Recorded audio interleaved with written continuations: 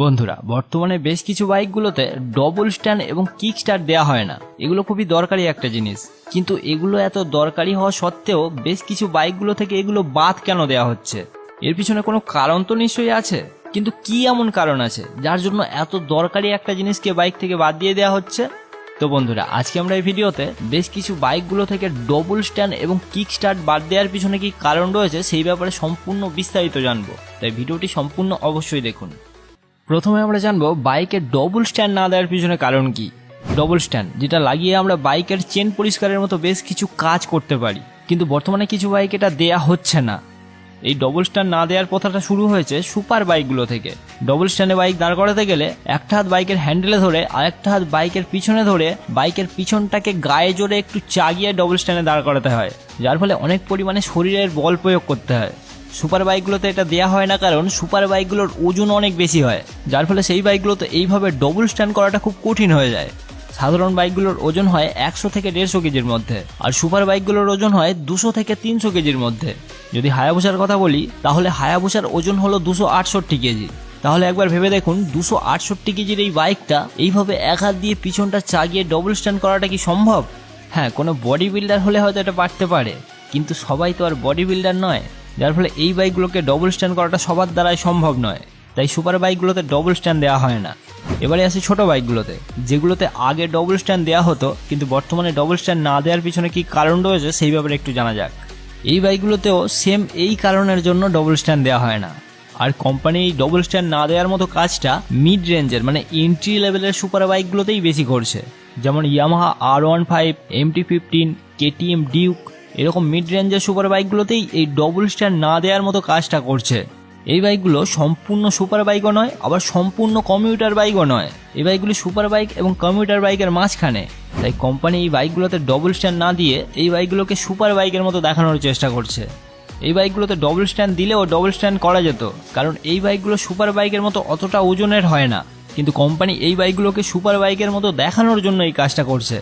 আপনি এখন বলতে পারেন যে শুধু সুপার বাইকের মতো দেখানোর জন্য এই ডবল স্ট্যান্ড না দেওয়ার মতো কাজটা করছে। না, এটা মেন কারণ নয়, এটা তো কোম্পানির অজুহাত। মেন কারণ হলো কোম্পানির প্রফিট। হ্যাঁ, আপনি ঠিক শুনেছেন, কোম্পানি তার নিজের প্রফিটের জন্য এই বাইকগুলো থেকে ডবল স্ট্যান্ড বাদ দিয়ে দিচ্ছে। একটা হিসাব বলি তাহলে, যে কোনো কোম্পানির যে কোনো মডেল এক বছরে 20 থেকে 25,000 ইউনিট বিক্রি হয়, আর এই একটা স্ট্যান্ডের দাম যদি আমি 500 টাকা করে ধরি, তাহলে 500 × 20,000 মানে 1 কোটি টাকা। চিন্তা করে দেখুন একবার, সামান্য একটা জিনিস বাদ দিয়ে দিয়ে কোম্পানি একটা মডেল থেকে এক বছরে 1 কোটি টাকারও বেশি ইনকাম করে ফেলছে। তাহলে কেন করবে না এই কাজটা? ডবল স্ট্যান্ডের ব্যবহার আমরা খুব কম করি, আবার অনেকে আছে এটা একদমই ব্যবহার করে না, আবার সুপার বাইকগুলোতে এটা একেবারেই থাকে না। তাই এইরকম একটা ইউজলেস জিনিসকে কোম্পানি বাইক থেকে বাদ দিয়ে বছরে 1 থেকে 1.5 কোটি টাকা বেশি ইনকাম করে ফেলছে। তাহলে কেন করবে না এই কাজটা? আমার মতে তো এটা একদমই ঠিক করছে না। এবারে দেখা যাক বাইকে কিক স্টার্ট না দেওয়ার পিছনে কি কারণ রয়েছে। এটাও সুপার বাইক থেকে নকল করা হয়েছে। সুপার বাইকগুলোতে বেশি সিসির ইঞ্জিন হওয়ার ফলে কিক দিয়ে ম্যানুয়ালি স্টার্ট করাটা খুব কঠিন হয়ে যায়। কিক দিয়ে স্টার্ট করা মানে কি? কিক দিয়ে স্টার্ট করা মানে আপনি ম্যানুয়ালি পা দিয়ে ইঞ্জিনটাকে কিছুটা ঘুরিয়ে দিচ্ছেন। আর সুপার বাইকগুলোতে 3 সিলিন্ডার 4 সিলিন্ডার ইঞ্জিন থাকে, তাই সেই সব বাইকগুলোতে এই কিকের দ্বারায় ম্যানুয়ালি পা দিয়ে ইঞ্জিনটাকে ঘোরানোটা প্রায় অসম্ভব, যার ফলে সুপার বাইকগুলোতে কিক দেওয়া হয় না।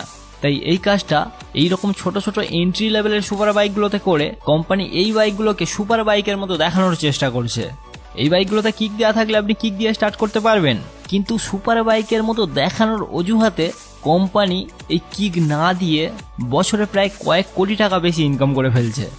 এখানেও একটা হিসাব দেখা যাক। একটা কিক লাগাতে যদি 1000 টাকা খরচ হয়, তাহলে 20,000 কিক লাগাতে 20,000 × 1000 মানে 2 কোটি টাকা। চিন্তা করে দেখুন, এই কিক না দেওয়ার ফলে কোম্পানি একটা মডেল থেকে এক বছরে 2 কোটি টাকারও বেশি ইনকাম করতে পারবে। তাহলে কোম্পানি সেই সুযোগ ছাড়বে কেন? বাইকে কিক লাগানো থাকলেও আমাদের মধ্যে বেশিরভাগ লোকই সেটা ব্যবহারই করি না। তাই এইরকম একটা ইউজলেস জিনিসকে বাইক থেকে সরিয়ে দিয়ে কোম্পানি যদি বছরে 2 কোটি টাকারও বেশি ইনকাম করতে পারে, তাহলে সেই কাজটা কেন করবে না? এখন আপনার মনে একটা প্রশ্ন আসতে পারে যে তাহলে কম দামের বাইকগুলোতে এই কাজটা কেন করা হয় না? মানে কম দামের কম সিসির বাইকগুলোতে বর্তমানে ডবল স্ট্যান্ড এবং কিক দুটোই দেওয়া হচ্ছে, তাহলে কোম্পানি এই বাইকগুলোতে এই কাজটা কেন করে না? তাহলে বলি, কম দামি বাইকগুলো বেশিরভাগ কেনে এইরকম ট্যালেন্টেড লোকেরা, মানে যারা ভ্যালু ফর মানির কথা বেশি ভাবে। তারা যতটা পয়সা দেয় তার বদলে মালটা সঠিকভাবে বুঝে নেয়। আর এইরকম এন্ট্রি লেভেলের সুপার বাইকগুলো বেশি কেনে এইরকম ট্যালেন্টেড লোকেরা, মানে যারা ভ্যালু ফর মানির কথা খুব একটা ভাবে না। তারা শুধু শখের জন্যই বাইক কেনে, মানে তাদের মধ্যে প্রয়োজনের থেকে শখ বেশি থাকে।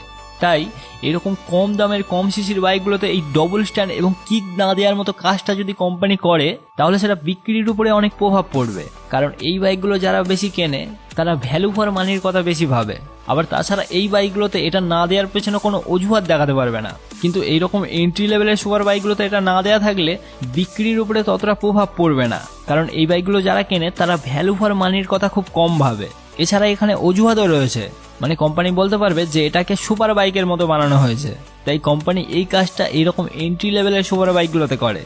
আপনি এখন বলতে পারেন যে কোম্পানি মানুষের মানসিকতা নিয়ে কি এত ভাবে? তাহলে বলি, আপনি কোনোদিন ল্যাম্বরগিনি কিংবা ফারারির মতো গাড়ির বিজ্ঞাপন টিভিতে দিতে দেখেছেন? ল্যাম্বরগিনি ফারারির মতো গাড়ির বিজ্ঞাপন আপনি টিভিতে কোনোদিন দেখতে পাবেন না। এর কারণ হলো তারা জানে যে তাদের ওই প্রোডাক্টটা যারা কিনতে পারবে তারা টিভি দেখে সময় নষ্ট করে না, তাই তারা টিভিতে কোনোদিন বিজ্ঞাপন দেয় না।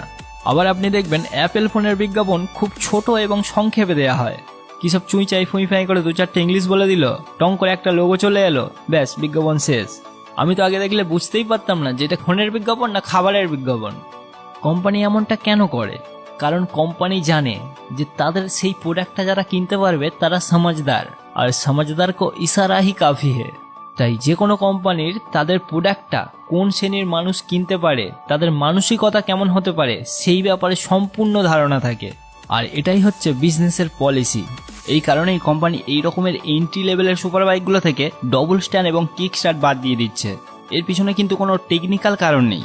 আপনি এই ব্যাপারে ইন্টারনেটে সার্চ করলে অনেক ধরনের টেকনিক্যাল কারণ খুঁজে পেতে পারেন, যেমন বাইকের এফআই সিস্টেম ভালোভাবে কাজ করতে পারবে না বলে কিক স্টার্ট দেওয়া হয় না, এরকম ধরনের নানান রকম টেকনিক্যাল কারণ দেখতে পেতে পারেন।